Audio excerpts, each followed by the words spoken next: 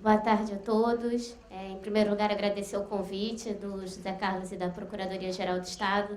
Dizer que é uma honra estar aqui mais uma vez nos congressos do IDAERJ. E, dado o adiantado da hora, nós vamos passar diretamente, então, à nossa primeira palestra, que é do professor José Carlos Vasconcelos, que, além de ser da casa, é professor da Universidade Federal do Estado do Rio de Janeiro. Por favor. Eu prometo que eu vou encurtar bastante a minha fala, né? Para compensar o atraso. Na verdade, isso aqui é uma mesa redonda que a gente organizou. Curiosamente, né, esse congresso é organizado de forma muito mambembe, no melhor sentido da expressão, né?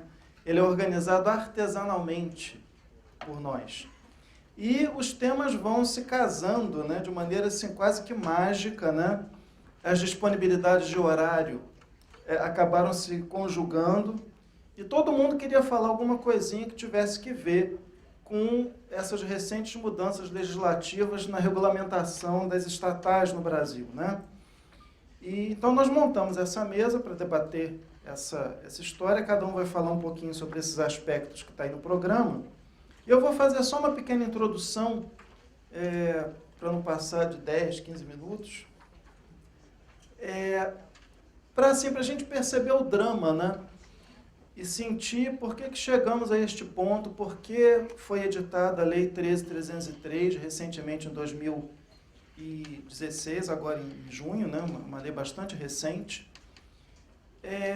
O grande problema é o seguinte, de certo modo, que eu vou comentar aqui muito rapidamente, não chega a ser uma palestra, é um desabafo, na verdade. E, de certo modo, continuando aquela explanação que a gente fez no congresso do ano passado, que é uma certa perplexidade que todos nós nos tomamos, né, quando a gente vai estudar o perfil, a caracterização, mais do que legal, constitucional, das entidades que compõem a administração indireta do direito brasileiro. Uma perplexidade que é a total disparidade entre o que está expresso no ordenamento jurídico e o que na prática acaba acontecendo com essas entidades, que acabam sendo entidades quase no sentido espiritual do termo, né?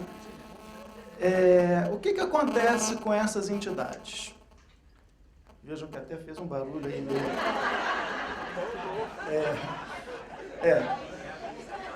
Atividade paranormal, né? Aquelas coisas. Bom,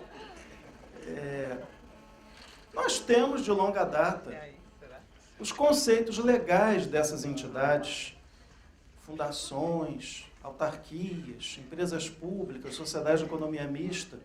Desde os anos 60 que esses conceitos estão positivados no nosso bom e velho Decreto-Lei 200. A Constituição de 88, quando trata dessas entidades, lá no artigo 37, no inciso 19 do artigo 37, poderiam dizer vocês, mas o Decreto-Lei 200 é muito antigo, né? Ele não se coaduna com a Constituição de 88 nesse particular. Não é verdade, né? A Constituição de 88 coloca lá no inciso 19 do artigo 37 que somente lei específica poderá criar autarquia e autorizar a criação de fundações públicas, empresas públicas, sociedade de economia mista. Ou seja, está expresso na Constituição que a lei cria a autarquia e que a lei, do outro lado, apenas autoriza a criação dessas outras entidades. Nesse particular, então, o que nos dá a impressão, o que nos parece, é que a Constituição coloca a autarquia de um lado, como entidade dotada de personalidade jurídica de direito público, e do outro lado, fundações, empresas públicas, sociedade de economia mista, cuja criação será autorizada por lei, mas cuja efetiva criação vai se dar na forma do direito privado, mediante o registro dos atos constitutivos, etc. e tal. Então, já nesse primeiro contato com esses conceitos, a gente percebe que temos uma entidade dotada de personalidade jurídica de direito público, as autarquias, e as outras entidades com personalidade de direito privado, com todas as seríssimas consequências jurídicas que decorrem disso, a presença ou não dos privilégios tipicamente estatais. Privilégios fiscais, privilégios processuais, a própria supremacia sobre o particular, né, o próprio poder de império sobre o particular, que as autarquias têm e que as entidades com personalidade de direito privado não têm. O próprio regime dessas entidades ao lidar com a sociedade e ao se inserirem no mercado. Então, dizer que uma entidade tem personalidade pública ou privada não é uma questão teórica ou de filigrana conceitual. Isso é uma questão que traz sérias e importantes consequências práticas. Quando o cidadão lida com uma entidade que tem personalidade jurídica de direito público, ele já sabe dos transtornos que isso poderá lhe causar, inclusive processualmente, se for o caso. Então, o que acontece? Apesar desses conceitos estarem sedimentados em sede, pelo menos, legislativa e constitucional, como vocês bem sabem, na prática, a jurisprudência do Supremo Tribunal Federal acabou criando alguns Frankensteins, né? O primeiro deles, cada vez que a gente fala nessas entidades meio, né? O primeiro deles foi a distinção inteiramente à margem da lei entre as fundações públicas de direito público e as fundações públicas de direito privado. Onde é que isso está escrito? Qual a lei que prevê isso? Não está escrito em lugar nenhum. Isso foi uma concepção doutrinária e encampada pela jurisprudência dominante do Supremo Tribunal Federal. O Estado poderia criar ao seu talante fundações que teriam os mesmos privilégios autárquicos e fundações que seriam como as fundações privadas, né? Que têm finalidade assistencial, educacional e que não gozarão dos privilégios autárquicos, embora também desempenhando uma função de finalidade mais social e cultural e não empresarial. Esta foi a primeira grande perplexidade que surgiu. Então, nós temos, na verdade, duas entidades que são a mesma coisa, as autarquias e as fundações autárquicas, né? A gente já começa a penetrar naquele ambiente meio chaviano, digamos assim, né? Em que a gente pede um refresco de limão e o vendedor nos pergunta, mas é o que é de limão, o que parece limão ou o que tem gosto de limão, né? Porque nós temos, então, as fundações públicas, que são fundações, deveriam ter personalidade de direito privado, de acordo com a Constituição e o Decreto-Lei 200, que nesse particular não parece que foi alterado, mas que não são bem isso não, são outra coisa. É uma fundação que parece fundação, mas no fundo é autarquia. Não bastasse isso, a jurisprudência do Supremo Tribunal Federal, também sob influência muito marcante da doutrina do ministro Eros Grau, acabou criando também essas perplexidades lá naquele setor que todo mundo nunca titubeou em dizer que são entidades com personalidade jurídica de direito privado, as empresas públicas e as sociedades de economia mista, né? O Supremo Tribunal Federal acabou também criando a figura da empresa pública, que parece empresa pública, mas que tem privilégios autárquicos. A famosa jurisprudência do Supremo Tribunal Federal sobre a ECT, a Empresa de Correios e Telégrafos. Ela é empresa pública, parece empresa pública, mas quando você vai lidar com ela em juízo, prepare-se, porque a execução será por precatório, né? Vários privilégios autárquicos se estendem ao regime de seus bens, indistintamente. E o Supremo fez isso com base numa diferenciação também jurisprudencial e não de direito positivo, que é a distinção entre as empresas públicas de sociedade de economia mista que desempenham atividade econômica em sentido estrito, e aquelas empresas públicas, digamos, empresas estatais, para falar do gênero, né, que prestam serviço público. As empresas estatais que prestam serviço público podem gozar dos privilégios autárquicos. As empresas estatais que desempenham atividade econômica em estrito senso, aí não. Aí essas são pessoas jurídicas de direito privado de verdade, para valer. Aí dirão vocês, bom, então a coisa está pacificada, né? Mas acontece que, além dessa distinção, o Supremo ainda criou outra. O caso da Eletronorte, né? Não, empresa que presta serviço público goza de privilégios autárquicos. Mas essa empresa aqui lida no mercado em regime de concorrência, não em regime de monopólio. Bom, aí já não pode mais. Né? E aí uma outra distinção também não encampada pelo ordenamento jurídico positivo entre empresas estatais que desempenham atividade econômica estrito sensu em regime de monopólio ou empresas estatais que desempenham atividade econômica estrito sensu em regime de concorrência no mercado. Aquelas primeiras podem gozar de privilégios estatais, estas não podem. Além disso, outras distinções, né, vêm sendo concebidas pela doutrina e pela jurisprudência com consequências jurídicas diversas.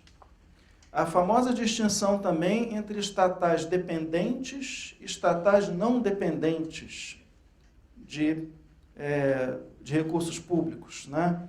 Estatais que conseguem caminhar pelas próprias pernas e estatais que conseguem, né, ter uma certa independência financeira e gerar lucros, etc. e tal. Essa realidade vai ficando cada vez mais rara na realidade brasileira atual, né, de prosperidade e progresso.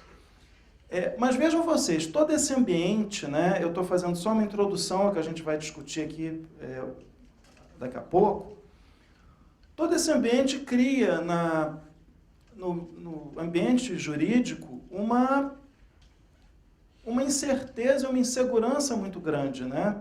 Tudo isso gera uma incoerência muito grande.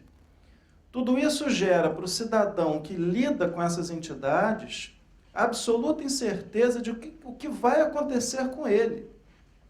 Vocês imaginem a situação de um particular que celebra um contrato, digamos, vultoso com uma empresa estatal, né?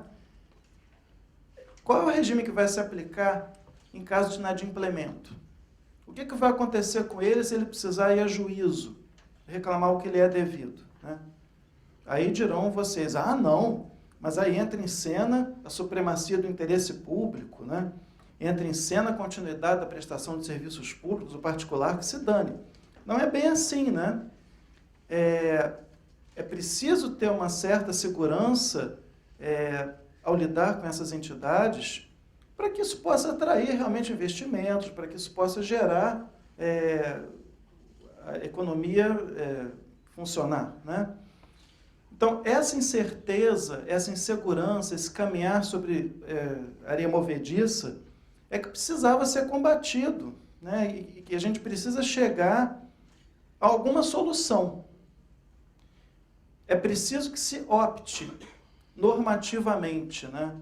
Qual é o regime que, afinal, vai se aplicar às estatais. A edição da... Bom, isso para não falar de outras discussões que eu não vou penetrar aqui, porque eu sei que vocês vão falar. Questões também ligadas à própria eficiência na gestão dessas entidades. Critérios de nomeação dos cargos diretivos.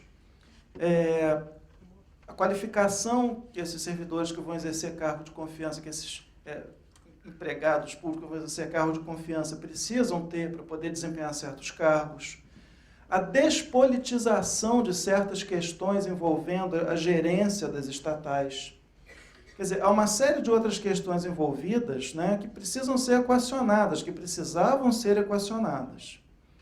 E foi essa a finalidade, talvez, da edição da Lei 13.303, de 30 de junho deste ano. Já no artigo 1º, me parece, lá no finalzinho dela, que na redação dessa norma, que esta lei dispõe sobre o estatuto jurídico da empresa pública, da sociedade de economia mista e de suas subsidiárias. E lá no final, ainda que a atividade econômica esteja sujeita ao regime de monopólio da União, ou seja, de prestação de serviços públicos. Quer dizer, me parece que a lei veio fazer uma tentativa de unificação desses regimes jurídicos e tentar imprimir às estatais uma feição mais lógica, mais coerente, com uma espinha dorsal única, né? Mas, claro, é uma lei recente, eu só fiz essa introdução para tratar do panorama de furdúncio, digamos assim, instaurado no tratamento jurídico dessas entidades. Agora eu vou encerrando a minha manifestação por aqui, cumprindo rigorosamente o que eu havia prometido, e passando para a gente poder debater isso. Acho que quem vai falar agora é Tiago, né? E vamos ver o que vai acontecer, né? Muito obrigado, né?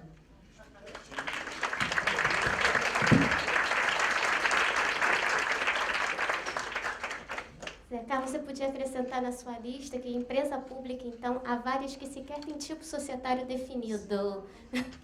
Isso, olha só, é importante frisar, eu estou vendo alguns aluninhos aqui meus, da graduação, né, ex-alunos também, que vocês veem que a minha maluquice só vai piorando com o passar do tempo, né? Tudo só se agrava, realmente. É muito difícil a gente dar esse tema na graduação. Você deve enfrentar isso também, né? Isso é um dos temas complicados para o professor de Direito Constitucional e Administrativo, passar para os alunos que ainda não têm nenhum contato com a realidade dessas entidades. Como é que vai fazer o aluno entender uma coisa dessa, né? O que está escrito na lei não é bem assim, não. Olha, tem uma jurisprudência lá do Supremo que diz que pode ser, mas pode não ser, né?